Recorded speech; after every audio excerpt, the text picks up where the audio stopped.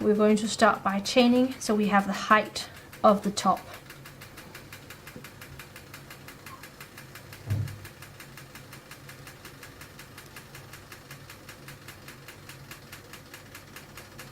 And the number has to be able to be divided with 3.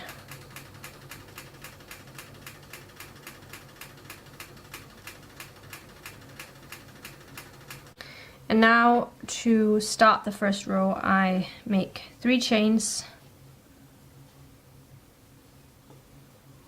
And then I'm gonna go into the 6th chain. So 1, 2, 3, 4, 5, 6. And then make a single crochet. And then chain 3. Go into the 3rd chain and make a single crochet.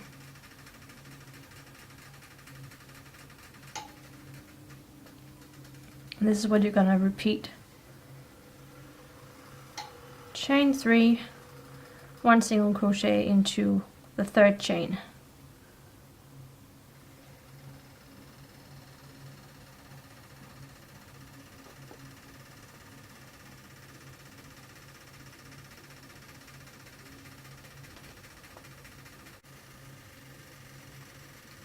And if you've counted correctly, you should have 3 chains left at the end of the row, and you will go into the last chain with 1 single crochet.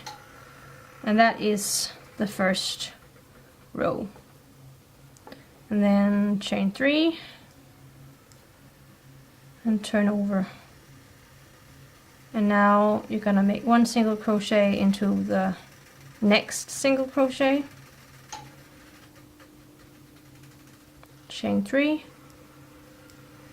1 single crochet into the next single crochet, and this is what you're gonna repeat. For the last stitch, the last single crochet, you're just gonna go into the 3rd chain here, so 1, 2, 3, and make a single crochet. Chain 3 and turn.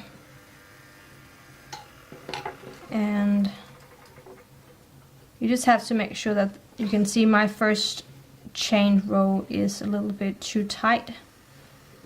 I can just pull it a little bit, but it will curl up a little bit if the first chain row is chained a little bit tightly. And now this is what I'm gonna repeat. Just gonna crochet back and forth until I have my measurement. Now when the waist part is done, I'm just gonna finish over here with 1 chain, and then I'm gonna put the first and the last row together, and I'm just gonna crochet through the chains here and make slip stitches. So I'll just go through, make 2 slip stitches per 3 slip stitches. So just go through maybe the first chain and the last chain. So the first chain and the 3rd chain, and then into the single crochet stitch, and again into either the first chain and the 2nd chain, or the first chain and the 3rd chain, whatever works best.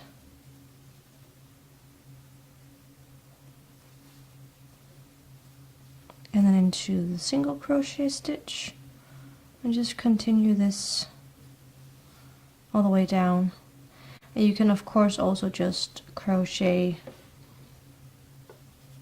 around or into the hole if you want. I think this is gonna look a little bit more smooth like this. So just continue that. 1 slip stitch in the first chain and 1 slip stitch in the last chain.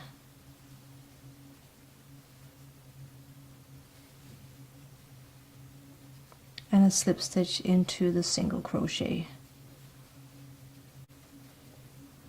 So now you're gonna take a piece of elastic thread And then we're simply gonna insert the elastic.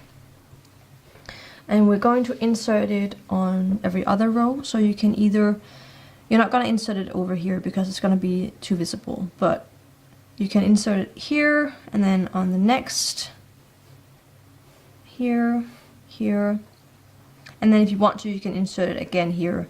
So it's kind of every other row. And we count this as rows now, even though these are actually our stitches. And we're simply just gonna insert the elastic through the stitches. So it just runs, and we're not gonna go into the stitch, we're just gonna go on top of the stitches. And we can sort of just go, either just go through both loops or just one loop here. And you can kind of, if you want to, you can kind of weave it in like this, if it's easier. And that way you can take more stitches at a time. And of course, if you have some elastic thread that is the same color as your yarn, that will be preferred. But otherwise, this is gonna be on the wrong side of the top, so it's not gonna be that visible. If it helps, you can fold your row right here where the loops are, so that you can more easily go through them. And I think it's definitely easier to take multiple at a time. So use a long needle like this one, so you can weave it through multiple loops.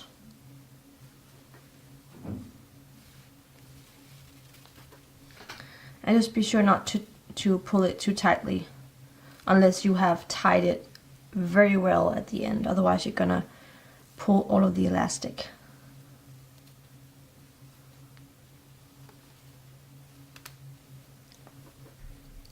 And you're just gonna continue this all the way around the top until you are at the beginning. You might also find it easier to hold it like this and then go in this direction.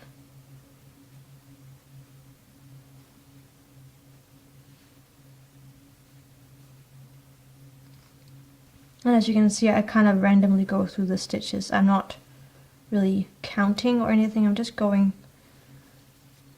through kind of randomly. Whatever works. So I'll just go through the loops and then into the seam. I'm just gonna tie a knot with the elastic and then try it on to see how it fits and if it's comfortable. So now to the strap, I'm gonna make a slip knot.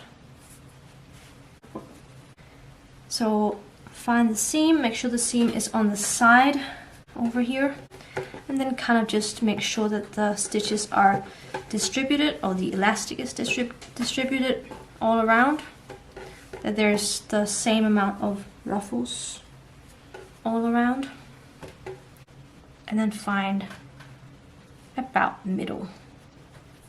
Doesn't have to be perfect because the seam is quite invisible, so you can just adjust it when you wear it. So go into the middle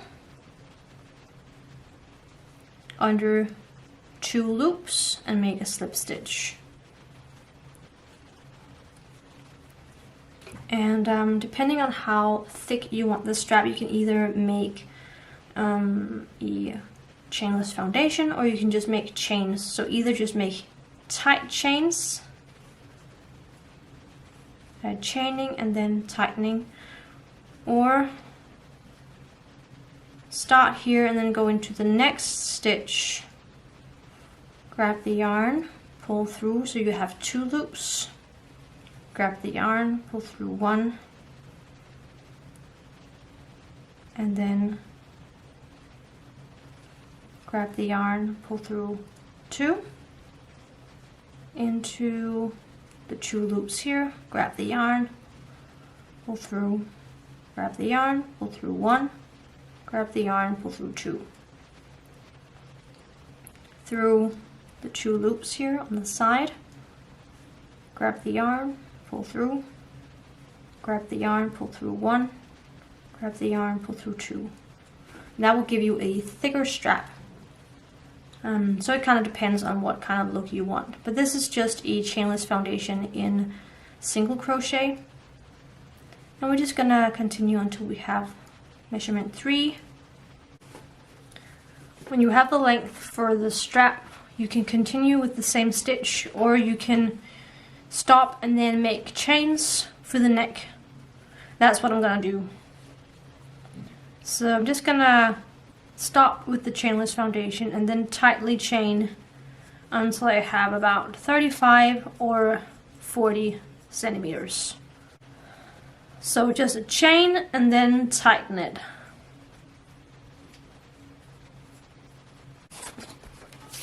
Now my strap measures approximately 40 centimeters. I'm gonna break off the yarn.